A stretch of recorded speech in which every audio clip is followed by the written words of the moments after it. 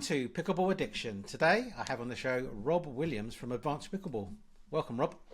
Hey, Mike, good to see you. Thanks for taking the time to join us on the show today. For people who do not know you or do not know much about you, can you tell us a little bit about yourself to start? Okay, so I'm currently, my hats, of which I've got many here, Indeed, they are hats. Yeah, so I run David Lloyd Farnham Pickleball out in Farnham in Surrey, so I'm the pickleball lead that's there. I am the interim chair at Aldershot Farnham Pickleball Club that I set up with Andre Strachan. I am an IPTPA Master Teaching Professional Director and Level 2 Coach. I'm also doing a little bit of consulting on the side, and I do the Pickleball Leaders courses for Pickleball England, and with Sam Basford, I help design the new Pickleball Leaders the new Pickleball England coach education platform. So the first part of that is the club instructor program, which we've just done a couple of pilots for. Okay, great. So, and obviously I coach on the side. And yeah, coaching on the side. So, all right, well, okay. So tell us a little bit about your backstory. How did you get into pickleball? So my daughter was a competitive ice skater, and she decided to not skate anymore, which meant that there was a lot more money in the family household. And we decided that I was sick of playing tennis in freezing cold, wet weather at my local tennis club and joined our local David Lloyd's. And I was aware of pickleball because I used to read all the American tennis magazines. When I go into something, I go into it wholeheartedly. So when I was playing tennis, I had the shoes, I had the bag, I had the rackets, I had the connected racket, I had the thing in your sensor that could tell how your shots were. And I would read the American racket magazines, and they mentioned this sport called pickleball. And when I joined there one day, coming out the change room, there's a little A4 photocopied sign in, a bit laminated, and it said, "Come and try pickleball out with us." And they basically had a pickleball club there Monday nights and a couple of daytimes, and went on and was hooked. Kind of like the first time Jill, that was running it, that is now running the Bourne Club's pickleball, was like, I knew from the first time you picked up a paddle, you were addicted. Well, it happens to a lot of us, doesn't it? There's just something about hitting. I always say something about hitting a plastic ball with a solid paddle. That's just it's the connectivity to you being a child and playing with your older relatives and those early magical times you spent with them. For me, it connects you back to my granddad and hitting in the garden and doing those kind of things. And there's a lot of that sort of subconsciousness that people don't realise, that it's kind of almost like a child's game, but taken relatively seriously. But it has those elements that you had right from the start when you started to sort of first hit a bat and ball. Yeah. So I just sort of started there. So I did about 6 months until lockdown happened, and then everything kind of froze. And I kind of got sort of involved with Pickle England. I sort of knew a few people, and then there was a thing called Solitude Singles that was run during lockdown, which Sam Basford organised, which was a load of people. So Louis was on it, Thaddeus was on it, Sam was on it. Anthony McAway was on it, Julian Paul Rose was on it, a couple of the American pros, and basically it was like a little skills test of what you could do on your own. And Sam had basically designed like your party piece kind of skills, like hitting the ball on the side of your paddle, alternating paddle taps, all that sort of stuff. It was how much could you do in a minute? And I ended up being the substitute for Karen Mitchell. All right, okay. So I kind of filled in. I filled in the slot in that one to take part in it and do that, and it was. So even now I can still do some of those skills that I had to practice in my garden on my own for hours on end to try and get the video right, to get it when we all did everything. So we all did a go at everything, and you just got knocked out at each round, but you didn't know what round you got knocked out until they publicised it all. All right, nice. I didn't even hear about that. Yeah, that's fun. I was hitting. I mean, just to keep the mute, I got my wheelie bin out, and I was hitting pickles off the wheelie bin and trying to get it off for four sides and the four rounded corners to practice all that kind of stuff. Just when we were in those days when we couldn't do a lot. Yeah. Okay, that's fun. Yeah. So those videos still exist somewhere. Sam's probably got them somewhere of us all doing them. And Louis in his garden running. I remember Louis trying to do one where you had to underneath your legs, and I think he'd worked out that actually if he was moving whilst he did it and was running, he could get more hits than trying to do it statically and trying to do it the way that we did it. Right. Interesting. That's funny. I might try and get Sam to bring those videos back then. Yeah. Cool. So in terms, so you listed a whole load of stuff that you're involved in pickleball. So let's Yeah. cover off some of that stuff. So let's talk about the coaching to start with. Then, so Okay. you work with Advanced Pickleball is your company. So Yeah. yeah, tell us a little bit about the coaching and kind of how that's kind of evolved over time. Okay. So I was a cricket coach. I did kids cricket coaching for nearly a decade, way before lockdown. When my son started playing sport, I got involved and got qualified. So what that gave me a chance was I actually understood about coaching. My daughter's figure skating, she was trained by an ex-Olympian. So I'd kind of seen those performance environments and how it worked.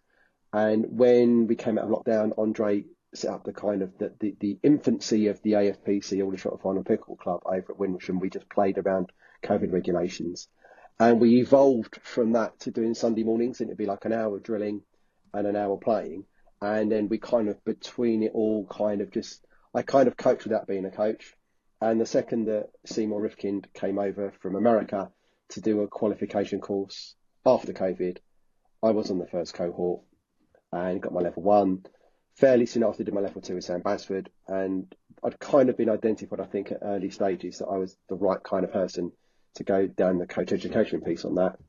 And I really kicked off coaching properly early part of 2022, and it was just a little bit here, a little bit there, because obviously the game was still really in its infancy. 23 to 24, so into this year, was the year it really took off, when it actually became kind of serious and a lot of work and a lot of inquiries, and then as your reputation spreads and the awareness of what you do spreads, then it just gets bigger and bigger. And now we're looking at 24. It's already going great guns already. I've got bookings up until August. Right. There's stuff we're planning sort of pre-open, and I know that's going to fill because I've got to wait for Karen to put the coach education schedule in, and I've got people waiting for dates, and I've got people that want me to go possibly to overseas and coach and do coach education. So it's just going like this. It's only going in one way. And I think what we've got right now is this exponential growth curve in the game. So whilst I'm seeing the opportunities for me, there's opportunities for other coaches as well. And it's not just going to be 2 or 3 of us are going to be doing one of it. It's going to be loads of people doing it. And over time, it will kind of spread and differentiate, and you'll start to see performance programs and all of those kind of things evolve like you find in any sport. Yeah. Okay. Interesting. We'll talk about how that you think that might evolve then a little bit more in a sec. But I'm interested. I've done IPTPA level 1. I didn't do the online piece afterwards. I still haven't months later, but I did and that there's nothing about coaching in that course. Pretty much, you're learning some of the skills of the game, but you're not learning how to coach. Well, the whole morning is around talking coach education skills. I mean, the morning is around about detecting and correcting. It's understanding how to do some of the drill design. So there are elements of how to be a coach in there. And then the afternoon is teaching you some of the stroke mechanics. But certainly in the morning part of the day, there is a whole element of how to be a coach. But it's not a deep level because it's only designed to be teaching level 2.0 and 2.5s. So you're almost an instructor more than a coach per se. And you may have noticed that when I referred to the level 1 that we're doing, it's a club instructor program. It doesn't have the word coach assigned to it because that's a different kind of skill. Yeah. And I think, if I remember correctly, the level, and you're a teacher in the IPTPA method, it's the International Pickleball Teachers Association, rather than necessarily a coach. But there is comment about coaching that's within there. Yeah, I think maybe about being a coach. I guess the kind of thing I would have kind of been expecting would be how to identify weaknesses in somebody's game, and then and that kind of thing, which kind of is. Well, I mean, the detecting and correcting exercise in that course is all about detecting weaknesses in the game, but it's on a biomechanical level. What it's not on is in a strategic level, but at a 2.0 and 2.5 level, it's pretty obvious what the strategic shortcomings are going to be, and we're talking more about a non-existent level 3 is really when you're talking about strategic differences. So if you look at, there isn't a level 3 anywhere in the world until me and Sam create it. And that's where you kind of come into that more strategic discussion rather than the biomechanical stuff. Because all the way up until 3.5 and getting towards the cusp of 4, it's nearly always there are fundamental technical flaws which need to be corrected before you get into the decision-making process. While there's also decision-making errors, there's a lot to be put right in getting the actual consistency of the shot making first. Okay, no, that makes sense.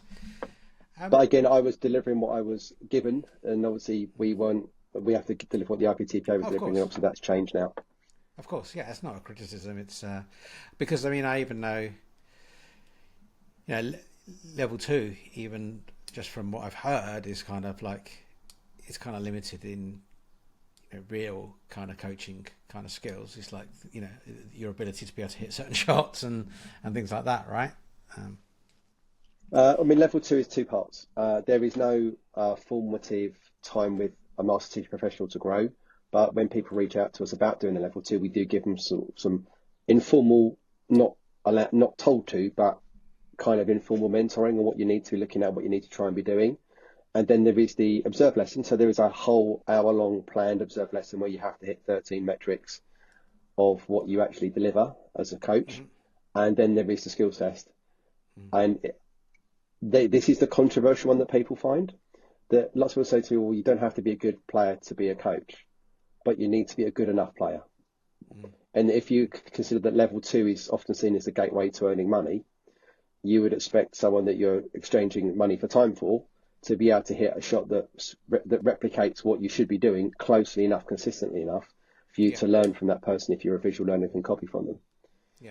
And arguably, it's as you get to the higher levels of the game, at the 3s and 4s, when you're talking about strategy, performance management, mindset, the human being, rather than the actual biomechanical side of things, that your playing ability doesn't matter, and your ability to be observant, to understand patterns, is where it becomes important.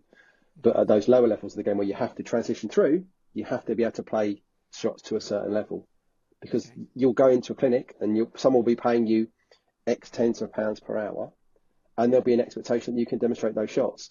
And they don't want those shots when you're hitting your third shot drop going in the net. And you won't be warmed up, and you won't have any time to practice really, and you've got to hit it on cue. So you've got to have some element of that in whatever that level of assessment's going to be. Makes sense. So, tell me how you think the coaching may evolve then. You mentioned, as it is in other sports, but can you go into a little bit more detail? Okay. Did you mean like the Pickleball England side of it, or just the general coaching practice per se? We'll come on to the new curriculum from Pickleball England in a bit. But no, I'm just thinking more in general. Like you mentioned just a moment ago, that there'd be the performance stuff and things like that will you expect coaching to grow from Pickleball in the future. I'm interested to hear more about that. Hi, Mark Mars here. I hope you're enjoying the show. This podcast is sponsored in part by the Pickleball Addiction store and newsletter. To support the show, please check out the Pickleball Addiction store at pickleballaddiction.co, where we stock a wide range of paddles, balls, nets and other accessories. Use coupon code POD10, that's POD10, to get 10% off your first purchase. You can also check out the Pickleball Addiction newsletter at pickleballaddiction.news, where we cover the latest news in pickleball from the UK and around the world. Thanks for your support, and now back to the show. Yeah, I mean, the way I see it right now, what we have is a network of clubs. And what we have right now is, apart from Telford, no commercial venues that are purely pickleball dedicated. So you've got the group of friends, group of like-minded individuals setting up their own club, playing at a sports or a leisure centre, doing what they do, competing whatever way they compete. You've then got the infrastructure of like your David Lloyd's and those fitness facilities that have got them in there. But there's no kind of overarching performance goal. I mean, probably the biggest performance thing will be PPL, where you've got the teams and they're kind of creating their own stuff, or you've got performance stuff coming in from, say, example, the Southeast Pickleball League. You've got teams regularly playing together as a team, so you're trying to do that and make that work. So that's kind of where it's going. But where I see things going is, as the sport matures, as money enters the game, as you find more facilities opening that have got opportunities to do things, people will then become more interested in performance. The vast majority of people that play pickleball are not interested in true performance. They're having fun, they're playing social, they're doing all the amazing benefits that come from pickleball. But over time, all sports kind of go down that pathway. And you'll have regional leagues or county leagues, or you'll have performance pathways and programs. And already the difference in 6 months from, can you coach me, Mr. Adult, to can you coach me, my 17-year-old children that want to get better, with a view to we can get to a different performance place with someone that's younger, and that they can see that there's a growth pathway for a younger player. So, and often those performance pathways are driven by two things: children and money. Because there's always a desire to get them at the start and grow them, but that's feeding into a more professionalised side of it if you look in America. Yeah. The APP Next Gen, all of that kind of stuff. This is where things will evolve in any sport as it grows and gets to, there's more money involved in that and ability to professionalise as a player rather than professionalise as a coach. Okay, that makes sense. So let's talk then about the coaching curriculum that you and Sam put together. And let's talk about level 1 first. And I know you've got plans for level 2 and beyond. If you can speak a bit about that. But level 1, tell us a bit about that and maybe how it differs from IPTP. So probably best we need to do is let's go back one step as well. Let's talk about the whole pathway that's planned. So you've got the initial Pickleball Leaders course, which was designed by Elaine Shawcross, BEM. And she basically that's your activators level course. If you want to get people playing pickleball for the first time, this is a 5-6 hour course structured to get you to introduce the game the right way. Lots of fun games and activities, get people that haven't necessarily ever picked up a racket before or a paddle before to play something like that, learn to play the right way, understand about thinking, understand about fun games, understand scoring, and go from there.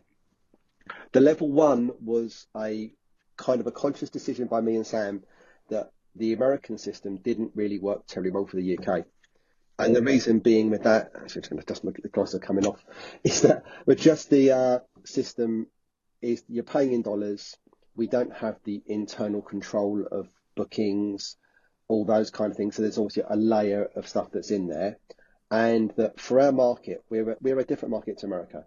So whilst the game of pickleball is a game of pickleball, and things around drops, dinks, volleys, smashes, drives, all those things apply, how you deliver that based upon your local market is different. So for the UK, we identified that there's a lot of people coming in from other racket sports or from no sports. And what we found was the morning classroom session was difficult to deliver to some people, that they weren't gaining much from it, that they wanted to be out on court and learning the skills and doing stuff and actually having chances to get repetitions of coaching and instructing people rather than being in a classroom being told to think about what goes wrong with the dink when you may never have hit a dink. So it was kind of like we felt that what we wanted to do was to move it out of the classroom and move it solely on court. So all the things you would learn in the classroom would be delivered on court whilst you're doing those things. And what we've designed is that we've paired a shot with a coaching skill. So it might be, for example, you do the dink and you learn about feeding progressions. So one of the most important parts of differentiation when you're looking at feeding is that some people, particularly at the lower level, don't have the hand-eye coordination and the ball tracking skills to successfully make contact with the ball from a rally feed. So what you can do is you can do a thrown feed or a drop feed or hit it off a plastic tee, all of those things to let people experience success and understanding how you can deliver that. But rather than telling you that, why don't we show you that and get you to try and do that? And maybe we put you to put the paddle in your non-dominant hand. So you become a beginner for the day when you're trying to learn that skill with your wrong hand. And then you can then understand what they're feeling, what's going through their mindset when they're trying to access a skill they can't do. And it was just a case of we had an opportunity to teach more shots within the day and pair it with a coaching skill that we felt you needed to know, whether it be how to observe errors in someone's shot, adjust it and correct it, understand about how to differentiate with regards to, so we think of the step framework, and it's essentially manipulating the space that people work in, the tasks that they're working in, the equipment they use, or the people on court. And by using that acronym, you can modify drills to increase or decrease challenge, experience more success or less success. Just look at how people learn in a more effective way and try and make sure that they're always working on the edge of their development levels rather than being pushed too far. But also it's about empowering coaches to realise you don't need to be a hero and just hit rally feeds the whole time with your students. Sometimes you're not going to be able to feed a good quality ball from the ball that student gives you. So pick up the ball and feed it again. Because if your feed's no good, their outcomes are no good. Okay. Makes sense. We've done two so far, two pilots so far. Amazing feedback. We're waiting for the feedback from the second cohort. And once that's back, we'll be moving into the next stage, which will be a full rollout across the country. So Sam and I will be doing like a tour, hopefully all across the UK. Certainly the discussions has been North East, North West, West Midlands, East Midlands, South West, South East, and Wales as locations we will try and pop up in the next few months to do coach education courses there. Nice. Okay, that sounds good. So that's for level 1, right? Yeah. And so level 2.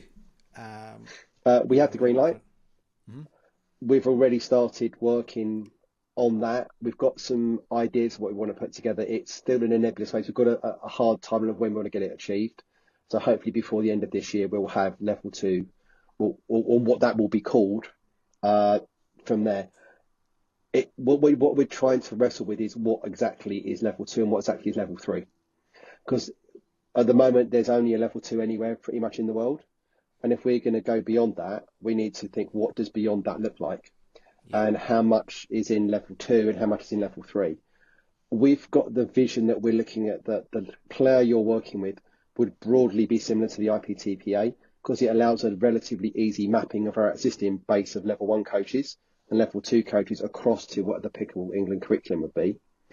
But the biggest thing that Sam and I are very adamant is going to happen is there will be support for the coach moving from 1 till 2. So historically, it's been very much you go and do it in the field, you get good enough, you go and pass your test. What we're saying is we shouldn't put you into a situation where you don't get support on how to grow as a coach. So our vision is kind of like day 2 is the level 2 day, if it could be 2 days, is the art of coaching. So how do you deliver feedback? How do you structure clinics? How do you structure lessons? How do you move into more of a professional space with this? Mm-hmm. How do you start to teach basic tactics? And it's things around, we're toying with a tactical development framework, and along the lines of, depending on the phase in the rally you are in, what things can you manipulate, whether it's consistency, manipulation of space, manipulation of time, playing to your weaknesses, playing to your opponent's strengths. What things can you do at each of these phases to stack the odds in your favour of winning the point? So we feel that's the sort of stuff that will come into level 2, with a little bit of talking of possibly might bring a couple of extra skills in. And then we get to level 3, that's more a case of you're coaching your 4Os, you're coaching your 4-5s. You should have fundamental biomechanics right by that stage for most players. So we're getting into deeper tactical decision making, athlete management, mindset, approach, that kind of stuff, where level 3 would kind of go to. But at the moment, it's a case of it almost feels like Sam and I need to write level 2 and 3 together and then work out where do we chop it in half. Yeah, I like that. That sounds definitely like very, very useful. If I was to continue to try and become a coach of some sort, which I don't know if I do want to do that, but if I did, then I could see, that's exactly what I'd want it to be. I think that kind of thing. I think, and things we've thought about is it's like, whilst the skill set exists at the moment, certainly for level 2, your ability to feed a ball is as much as important as your ability to hit the strokes. So there'll be an element of, we need to see, can you feed a ball successfully within a relatively tight margin of error consistently to the person you're working with? Because then we know that their outcomes will be good. And I think it's a case of what we need to think about is we're not building this for today, we're building this for 5 or 10 years down the line. So we're setting the line in the sand. And it's a case of, we can't dictate that a level 1 can only do X and a level 2 can only do Y, because people will do what they want to do anyway. Mm-hmm. But certainly the LTA used to have, at a certain level, you can only be an assistant coach. At a second level, you can only do group coaching. At this level, you can do one-to-ones. You've achieved that. And we've got to think, do we map something close to that? But we need to think that whatever we create now, in 3 years' time, will it still be fit for purpose? And are we enabling people to be in a position where people will want to charge more money for doing that? Because right now there's coaches doing a bit and charging a bit, but there's not a network of it that's really mature. Mm-hmm. Awesome. I mean, I don't know. I mean, I'm trying to think about like what an advanced might be, like a level three. I don't even know if this exists, but even in the US, but I can imagine something along the lines of, using software which kind of has kind of heat maps and where, things like that, which you can almost use to help improve a player's game. But maybe even, is there even like a team manager kind of coaching where, you know, how players work together for best results and things like Yeah.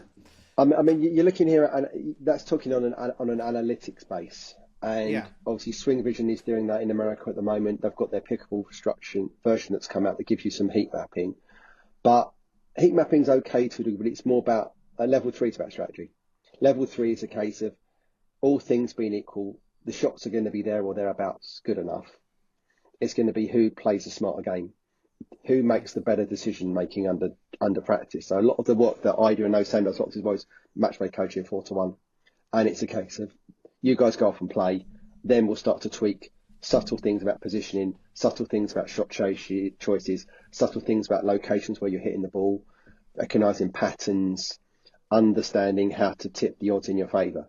Because you get to a certain point where you're going to have to start taking calculated risks because the dinks are good enough, the consistency is good enough. If you look at the pros, they're looking for very small things they can exploit. If I think about playing some of the sessions that I play in, I see something, maybe someone's 6 inches out of position. I know that's just enough of a crack for me to take a chance and hit a low rolling speed up off the bounce through the gap because they're just off balance enough and just wide enough that I don't have to hit it super hard. I can hit a fraction softer and still make it land and make it almost be a winner. It's things like that where your threes will go in. It's that real advanced level of thought process. yeah, I love that. Yeah. I was going to ask you about that as well, actually, because something very similar. But yeah, that totally makes sense, and I'd be all over. I've been really interested into learning that kind of advanced stuff. But in terms of how the game has evolved, I think a couple of years ago it was much more about the soft game and waiting for people to make mistakes, right? And then at the pro level, people just aren't making mistakes anymore, so you've got to change it. So where people maybe were always doing third shot drops, they're not anymore, and power's become much more part of the game. How has that evolved your coaching, and how do you think that might evolve going forward too? So it's paddle technology is the biggest thing that's created that. Obviously, once we started to see raw carbon fiber paddles that retain their grit, the more tennisification of the sport, as more people have come in from other racket sports that are translating their skill sets from other sports into pickle with equipment that enables them to do that successfully, it's created more of that. I mean, I came in as a typical blaster. It's a joke at my club that I was a banger and I would smack balls hard at people until it didn't work anymore. And Andre schooled me how to not hit the ball hard. And he's like, well, that's not going to do anything for me. What else you got? And what's happened now is obviously the game has accelerated and you can speed up much more than you could simply because the technology of the paddles allow you to get that top spin and allows you to drop it, allows you to bend the ball. And it just means you can hit with more power. Has it changed my approach to coaching? The people that most people you're playing at, they want to play the soft game. And generally speaking, in almost every time, if you're not sure what the answer to the problem is, it's nearly always hit the ball soft or not hit the ball harder. Yeah. Because if you're hitting the ball softer, it's going down. And anytime someone's swinging up, there's much more chance of making error than when someone's swinging down. So always trying to get people to swing up. And it just means that people have to get more skilled. And people are learning to lean in more, they're learning to speed up more, but then people are learning to counter better. Mm-hmm. But I'm trying to get people, typically when I'm working with them, to use the weapons that they have. That actually what they need to do is it's not necessarily they need new weapons, they need to apply the weapons they have better. Right. So by that, do you mean working with people's strengths? Yeah, I mean, if someone's, in a lot of times, because pickleball can be strategized and played a little bit like chess, you can try and run particular patterns of dinks and shots, particular movement things you can do to try and maximize your advantages and increase the disadvantages on your opponents. Yeah. And it's relatively simple stuff, and it's just understanding What's an inside foot dink? What's an outside foot dink?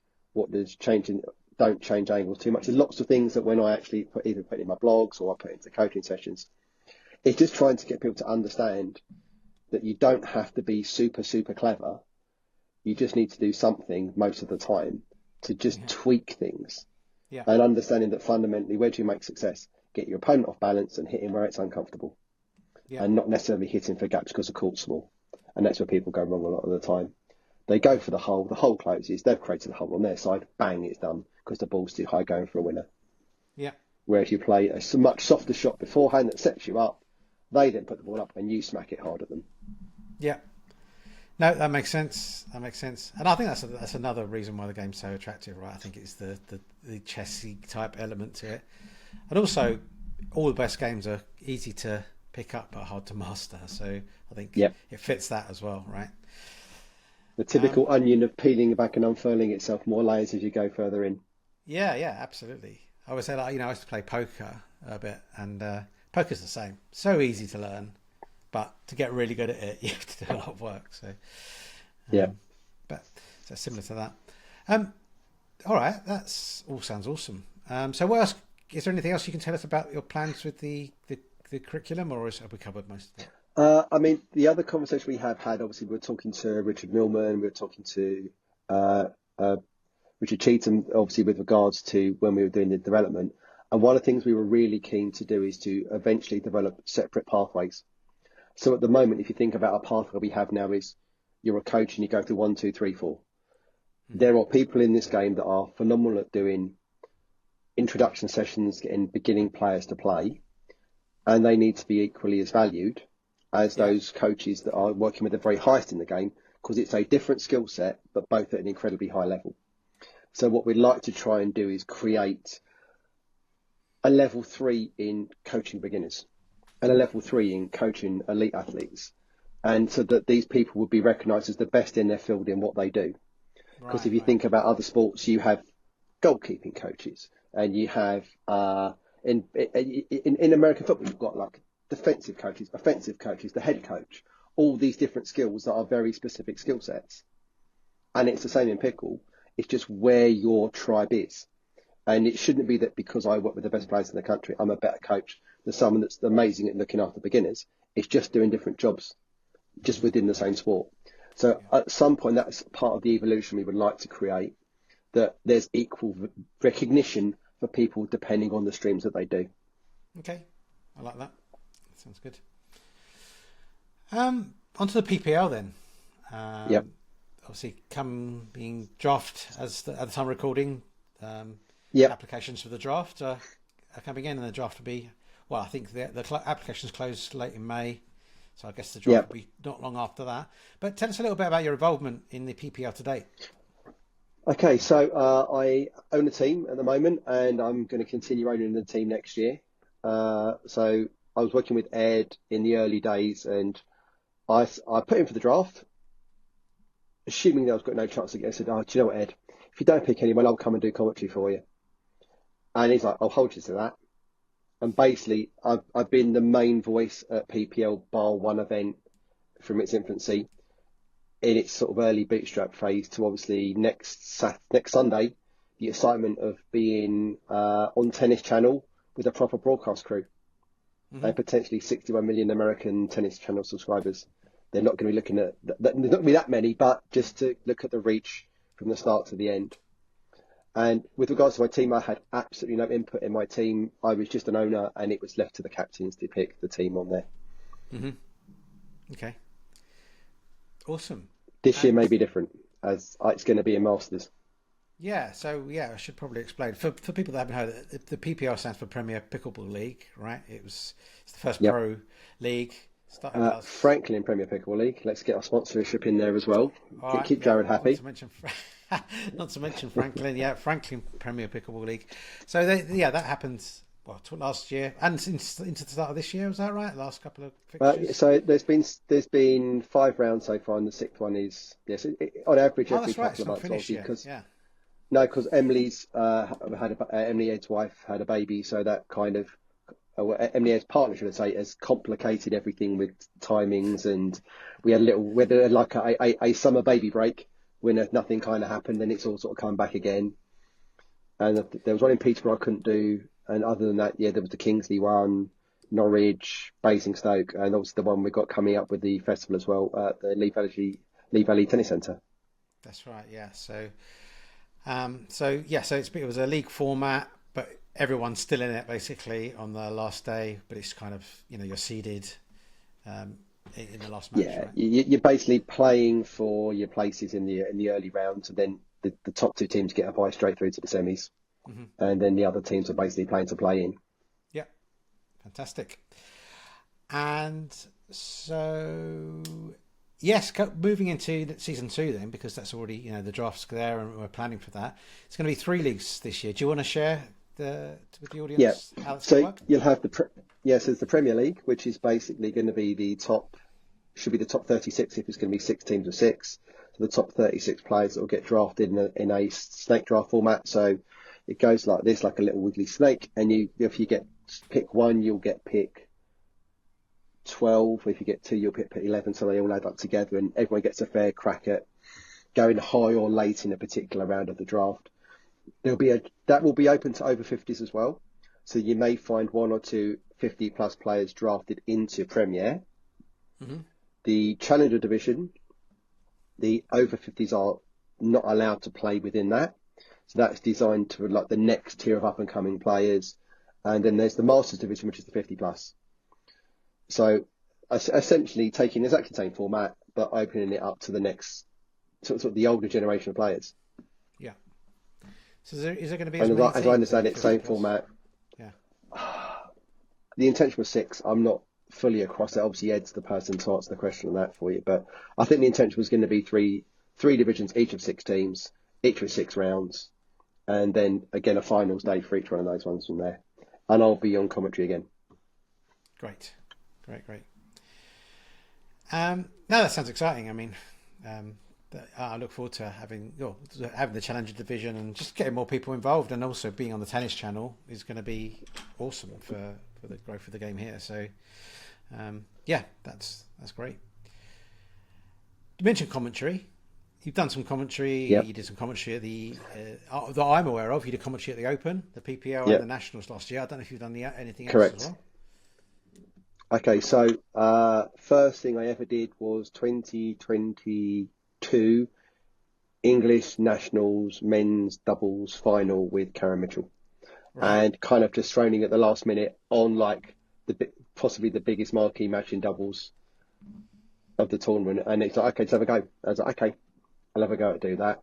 Then obviously I volunteered to help out the Open. Far too excited about myself and being involved on it, and was basically talking in my own head for about 4.5 hours that first morning. And it was, looking back, it wasn't a great experience, but obviously lots of free reps in fairly low stakes. And since then I've had feedback from the Open, and my style has changed and more of an understanding about what I'm trying to achieve. And then through the PPL and Nationals, obviously Nationals was more tricky. Sam was the main voice for that because he was kind of not competing, whereas I was doing MLP, singles, men's and mixed. So I was like, there was 4 days I was doing something for at least half the day. But when I had a spare hour or two, I'd jump on, or Julia would jump on, or Richard Millman would jump on. It's kind of like the regular voices that have been doing a lot of that, and just sharing those insights. And it helps being a coach, because we're seeing things that players may not necessarily see. Often people will see the winning shot, I think that's what's done it, whereas I'm seeing it 4 shots back where the setup's coming. Or I can understand where that pattern's being run, and it's not the last shot that finishes the point, it's the error made 3 shots earlier. No, totally. That makes sense. And hopefully more of it to come. I mean, the opportunities are going to be huge over time as more events televise and sort of stream and broadcast. There's going to be more stuff coming. I mean, there's going to be times when we're going to have regional championship because we're going to get too big as a sport, and the Opens or the Nationals will feed in from other events. I can only see it growing in one way. Yeah, absolutely. Yeah. So you enjoy it. I assume you enjoy the commentary side of things. Oh, I love it. I mean, I was talking. You know my old mucker Steve Bill, and Hmm. you've had him on here before, haven't you? I think. And he Yeah. was like, he asked me, so where do you see your future? And I was like, commentary coaching. He's like, hang on a minute, why is commentary first? I said, because I'm going to get old, and eventually I'm not going to be able to stand on a court anymore or hit a ball as well. So actually, it's not a bad transitional space to go into. But it's just a Yeah. different part of coaching. And Hmm. coaching, I love coaching. I can't not. The hardest thing is playing a rec game and not trying to help people get better and just remembering they need to ask you if they want some advice Hmm. and don't keep giving it to them because one, that's what you charge your money for, that's your living, and two, not everybody's at the right time to take that. So I kind of very much in a rec game, I try not to say anything unless I'm asked about that. And of course, when you're known as a coach, they kind of expect it. And it's kind of like you've got to be careful on how you put the information in. Commentary is just explaining what you're seeing in a slightly different way and possibly having to simplify it for your audience because they may not necessarily be a player to the same level as you are or the player you're playing with. Can you break down relatively complicated ideas into a simpler way to communicate to people relatively simply within a few seconds of a point? Because the biggest challenge for pickleball is try not to talk over the point. And I was doing a lot of that, and we having chats, and it all went a bit test match special with like the old ducks down the road and Henry Blofeld. Even that first time I did it at the Open, partly because I was in my own head and I had no one with me. So you're kind of like almost talking into the ether. And Right. I spoke to Mark Petchy, and he was like, solo commentary is brutal. It's Yeah. really hard to do solos. So Yeah. when he's on his coaching course with us, I made sure to pick his brains on that. And it's kind of got to a point where if you can get people to understand what's going on in a nice, simple way, it makes your coaching better. Because Hmm. then you can explain that same concept almost to a lay person, but they're a player, so they'll get it.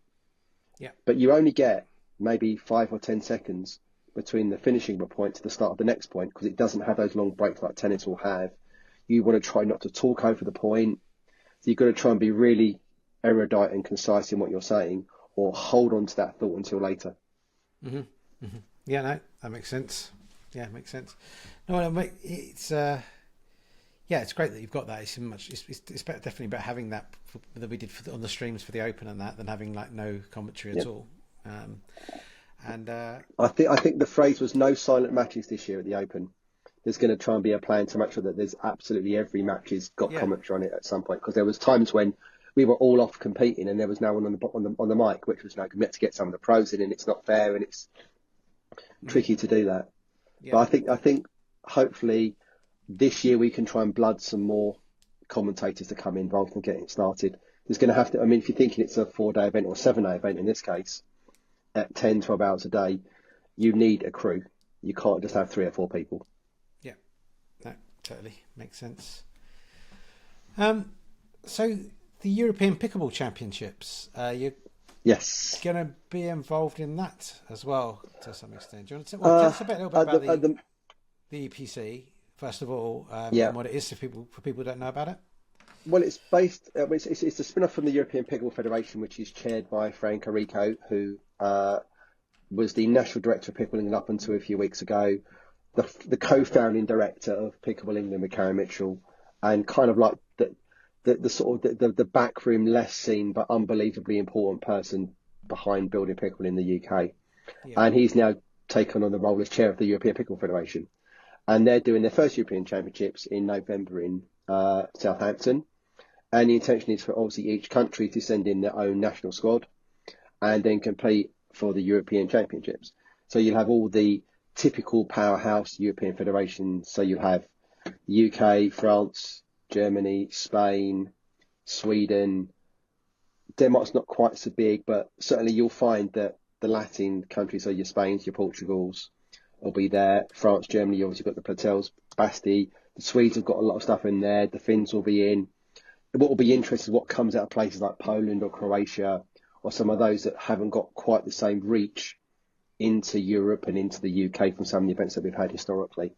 hmm, yeah, And then it's a case of, I mean, obviously, I've been asked to be head of commentary and organise that. So unless anything else comes in the way to sort of stuff that, I'll be back on the mic again for the vast majority of it and starting to look at who can I pull on board to be part of the team.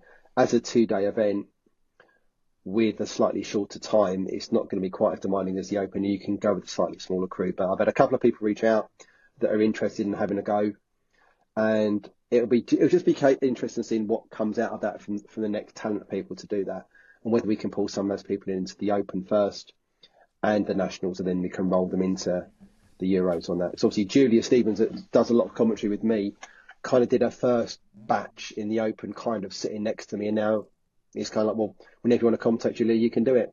Karen's happy with what she's done. She understands the game. She knows what's going on. She's good at seeing the patterns. So that's the kind of voice you need that can actually... I always remember that I always try to think of a commentary. I think of Richie Benaud, the famous Australian cricket commentator, who always used to say, if you're not adding to the pictures, why are you speaking? Yeah.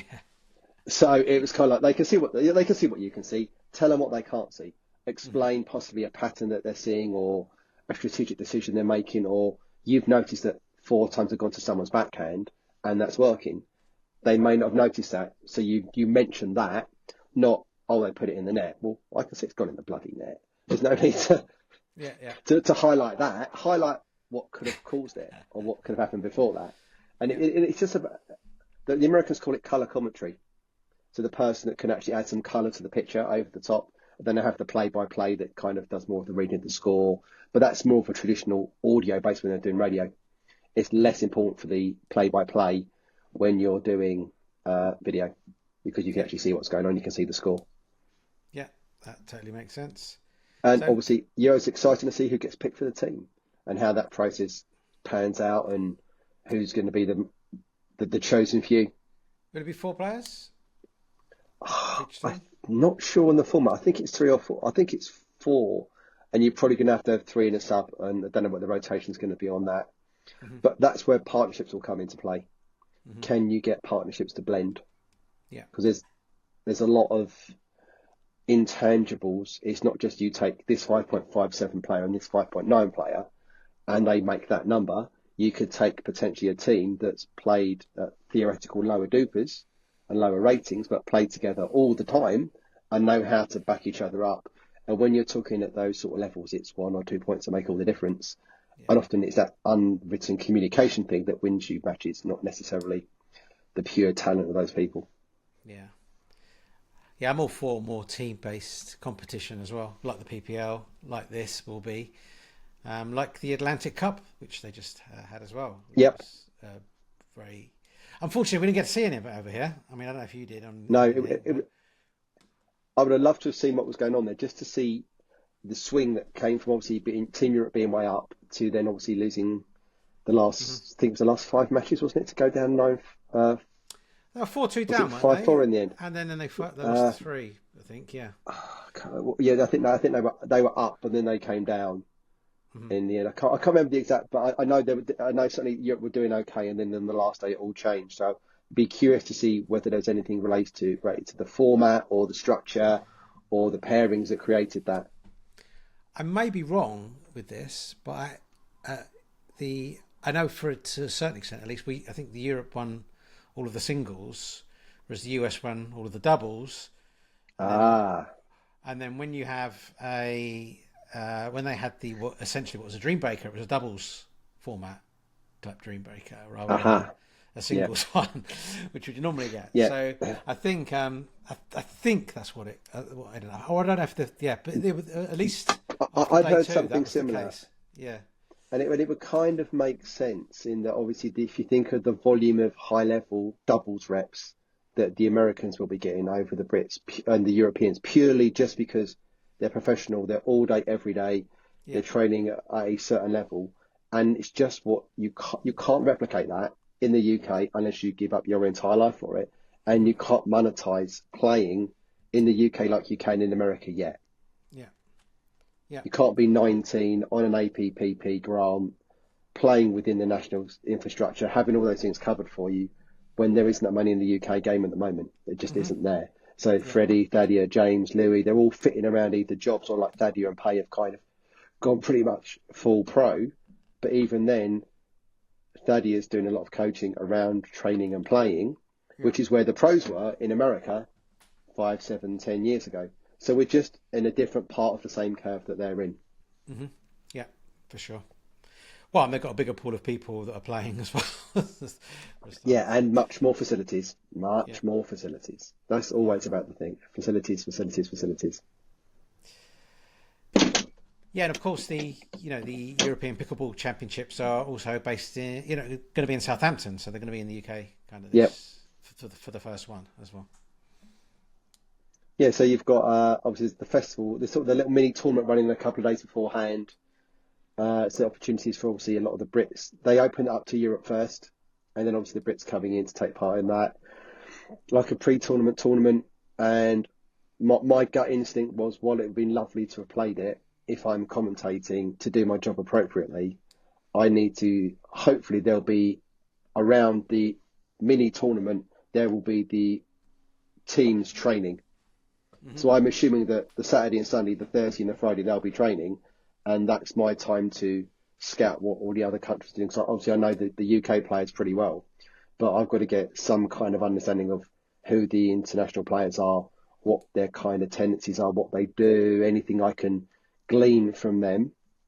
Not saying I might give some information to the English team, being English, but you never know. Yeah.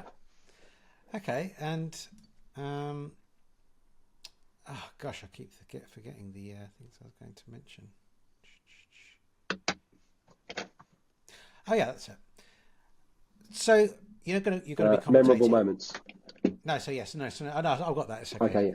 So you're going to be commentating on. Let me just start again. So I've got a little cut here. Yeah. So you're going to be commentating on it, but where is it being streamed? Do you know?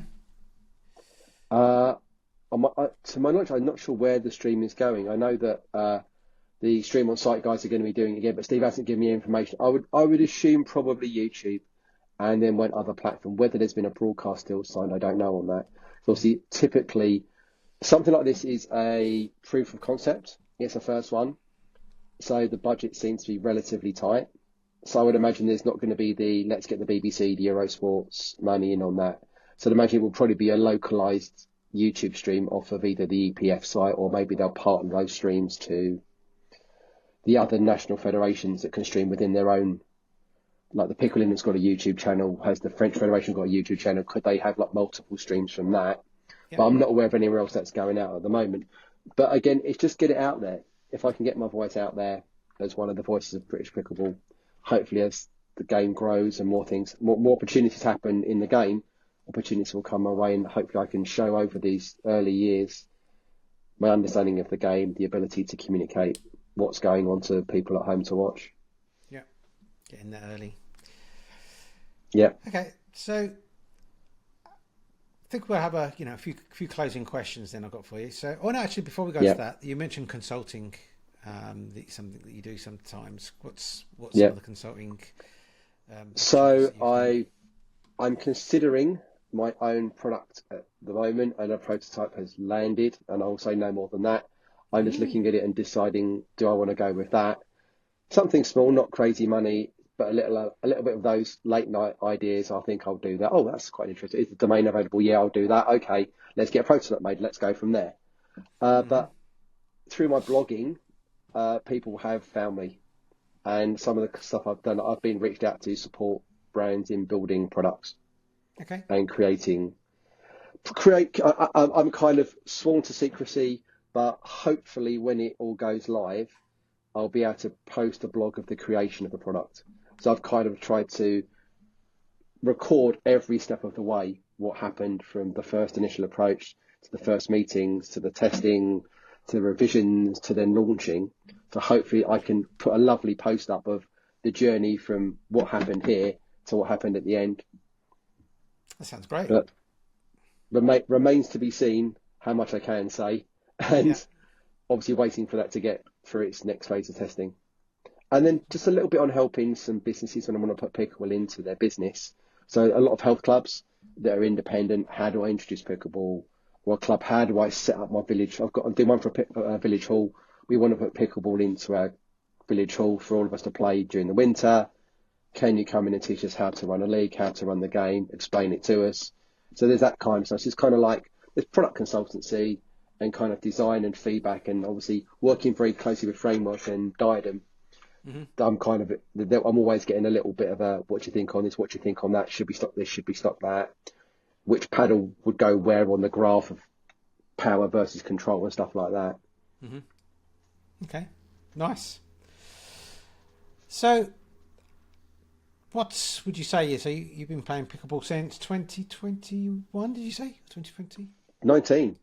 I'm 5 years in, nearly 5 years in. I'm an oldie in pickleball years. yeah, pretty much. My Pickleball England number is 4 digits and starts with a 1. That tells you how early I was in. Yeah. Well, this was it nearly 8,000 now, I think. So yeah. Yeah, they must be passing 10 fairly soon. Yeah. So what are the well, yeah, I mean, I think they've had 2,000 in the last 3 months or so. So yeah, so I think it will be. So what would you say the most memorable moments are for you over those 5 years? There's been lots of things that have kind of gone that have been amazing and quite surprising and had those chances. I mean, last year's Open was a real lump in the throat moment at times. So I remember being there that day when I was setting up and helping build all those hundreds of barriers and 40 nets, and that first day of looking out and seeing all the customer courts everywhere you go, and just understanding the magnitude of what had happened, having done the previous year at the Nationals and won a medal and bits and bobs. It's like okay, we're here. The sport's here. Yeah. This has been created, powered by volunteers. Was a pretty memorable thing. I mean, spending time with some of the pros and obviously getting quite good friends with Susanna Barr, and just having that whole kind of tournament experience was pretty memorable. I mean, the medals kind of come and go. I've had a few nice ones, and it was lovely to get a gold in my first tournament, but I was in the wrong level. It was one of those, I wasn't sure what I was doing, and it's like, okay, I'm never going down that low again. And just and experiencing this when it's been tough has been good. And there's been lots of stuff coming second in the league when we were in the first year of the SEPL, went to the pilot league. That was a real achievement for the team that we had. And to go through that, looking at success of some of our players, looking at Lauren at the weekend, winning the Young Persons Championship with Anakin. Two guys I've worked with in various capacities, either in the clinic here or there, or being part of your club. Those kind of things are really special. And those are kind of memorable more than my own personal successes. I think it's more about the game and what's going on that seems to stick in my mind more than actually what I've done or achieved or what's happened for me personally in my own game. Yeah. I think it's the connections, the people, the stories, and just what pickle has brought to my life. I mean, it's given me a second income stream. It's given me a possible only income stream in a different career at a time when I never thought I'd have. No, that's great. That's great, yeah. I mean, I agree. The English Open was breathtaking. I mean, that was actually my first tournament I'd ever went to, so it was quite a high standard. I didn't know. I thought they're all like that. Everything's a letdown since, unless you go to America. Yeah. So now I'm looking forward to going to the Open again this year. Actually, you mentioned Susanna Barr. She did say I heard her on a podcast that her favourite tournament of 2023 was the English Open. So of all the ones she went to across the world, including ones in the US, that was her favourite. So we bonded over an issue with the clinics for everybody, and it was kind of like it hadn't quite got organised. Things have gone a bit pear-shaped for whatever reason, and at one point it was me and Susanna Barr and about 80 people wanting to be coached, and then suddenly Lee Whitwell came along, and then Ryla came over, and then Amanda Hendry came over, and all the pros came off from the court over and went to do that, and eventually got in and helped out. So actually being a peer of them and being seen as another coach with the pros was pretty good for that. And I'm talking to her now about trying to organise her to come back for 24, and can we get some clinics for her around the country, or do some stuff with our younger players or some of our female players. So we've been chatting about that, and I'm talking with Karen Mitchell to try and see if we can make that happen. So to try and ensure she can come over, but also benefit the wider game. And I'll try and get a clinic in my club, and I'll try and get a few bits and bobs around. I may end up being a chauffeur and driving all around the country doing clinics and helping out and picking her brains. Nice. That sounds good.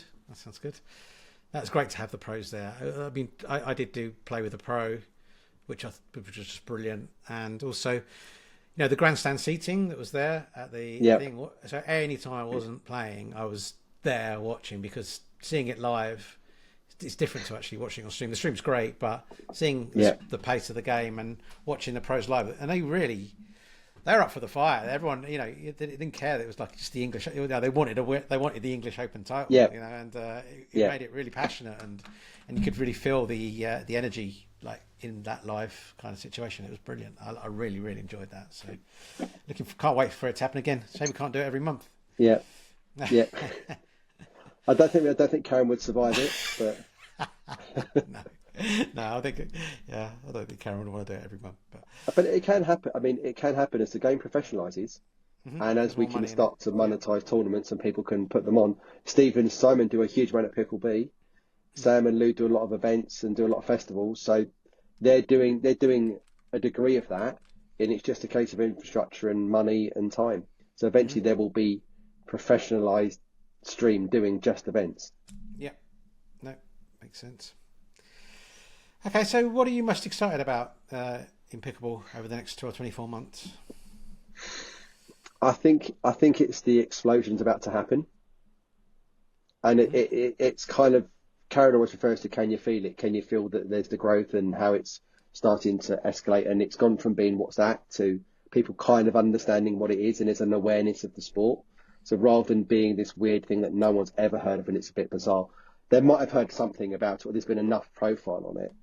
I think PPL 2, season 2, is really exciting, because you look at the growth in the players from the start of the season to the end of the season, and to look at the growth plans, what they want to try and achieve, and what it means for the bigger game.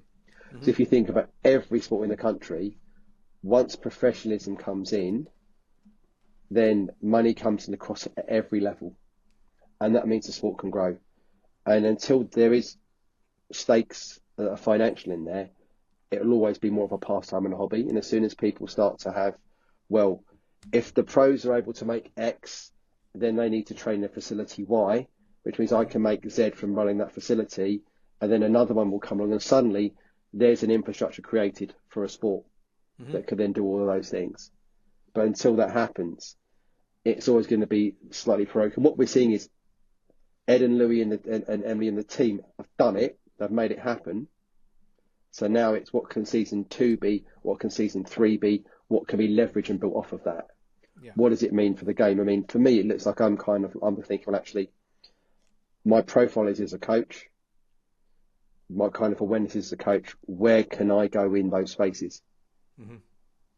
Because like you alluded to earlier, it's not about how well you play. Have I played good enough? I've played good enough pickleball to understand. And I was always battling coming into the sport at 47. I didn't start competing until I was on the downward slope physically and on the downward slope of where I'm going to be going. So it's kind of like, all I'm doing is kind of trying to fight Father Time and arrest the decline and maybe get a little bit better. Whereas you take Gracie Hamilton and Harry from Ireland last weekend, 14 and 13, they're only going that way. Lauren and Anakin are only going that way. Harry and Lewis are going that way. All the young guys are just going up and can get better on that pathway. So where I've got to be is, when it becomes they need that support for the next level on, it's where's my analytical brain, where's my coaching brain, where's my understanding of the game sits in that space. Yeah. No, that sounds good. There will be a time, and it's not long away, when there will be paid coaches on benches at pickleball matches in the UK. Lee Waters is doing it for not just her daughter, for other people there. There are people like Dane Gingrich that are doing a lot of coaching stuff behind the scenes, not actually actively bench coaches at pickleball events at the moment. I just look at where we are, we're just the US minus 5 years. We're just that bit behind. So all those things that we're seeing now will be there if we're patient and things keep going on the path that they're going. Right. That makes sense. And hopefully the governance of the sport and the growth of the sport isn't impeded. Yes. Yeah, that's important. All right, Rob. Thanks. It's been fantastic having you on the show. Thank Thanks you. again for taking the time to come. If people want to learn more about you, where's the best places for them to find you? So it would be www.advancedpickleball.co.uk. That's advanced with a D, pickleball.co.uk. And that's where I put a lot of the blog content. So I'm blogging quite extensively on there on coaching concepts, the odd product review here or there. There was the biggest hits I was getting was I did in the run up to the Open. I actually did a 4-part blog series all about how to prepare for a tournament. And people were coming up at the Open saying, I bought this water bottle, I bought this thing, I bought that because of your blog. And it was really helpful to get myself ready to go away because people don't realise you're in a massive venue. You may not be able to get to the water as quickly as you want to get to. You might not be able to get the food and nutrition you need, all of those kind of things. There's a lot of that stuff that's stored in that blog of coaching nuggets, ideas that will help you in your game. I'm on Instagram at Rob Williams PB. And in the last week, I was given a slinger bag by Framework Sports. So actually, I've now got a mechanism to create content without needing another human being. So I'm hopefully going to start to create some more video-based content now. I don't need a second person to feed to me. So I've got my little orange slinger bag that I've got some plans to put some coaching videos together and just try and do some stuff around there. So that's the two best places to find me. That's where all the content goes. Either on Instagram with more what I'm doing in my life and obviously the Facebook that's linked into that. And then the website is more about what I can do on coaching, how to reach out to me, and obviously where I give back some more coaching advice to people. Sounds fantastic. Well, thanks, Rob. Enjoy No problem. Thank you, the Mark. rest of your day, and look forward to speaking to you soon. Yeah, speak to you soon. See you soon. Take care, Mark.